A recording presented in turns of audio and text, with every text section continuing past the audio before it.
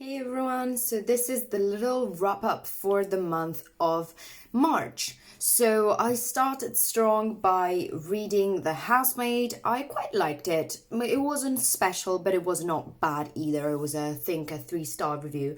Then I read The Wizard of Oz, and I thought I liked it until my boyfriend read it and highlighted how faulty the story was. And then we went to watch a play of Wicked, and that made more sense as I watched the play, but overall it wasn't a great story. Then I read Book Lovers, and I have the review of Book Lovers on my YouTube channel, but overall the story was so heart-wrenching. I cried so much, never seen anyone cry for that romance, so I did.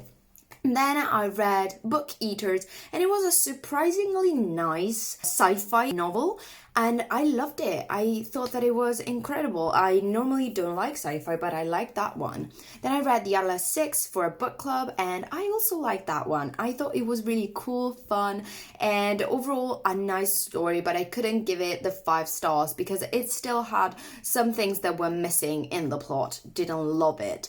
Then I read the Daevabad trilogy, but I couldn't read the first book because it wasn't available in the app that I was using, Script.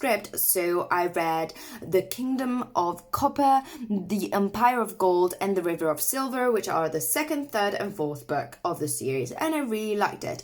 Also, couldn't qualify for the 5 stars, but it was a really, really nice read.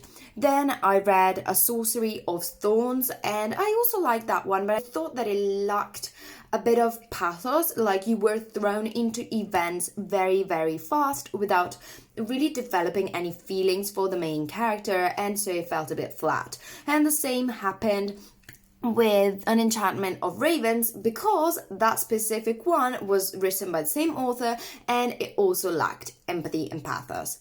Same exact thing happened for my TBR challenge book of the month, She Who Became the Sun.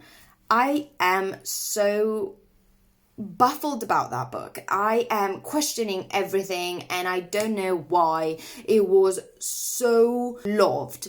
I don't know. For me, it didn't make the cut. I didn't feel anything for the main character. She didn't feel anything. It had a good message, but it still didn't make it for me. And last but not least, I read Deep Work that I was deeply underwhelmed by. I don't think it's the deep work everyone is talking about, but the tips and tricks were not as innovative, and so I found that it could have been done better. So here's my monthly reads.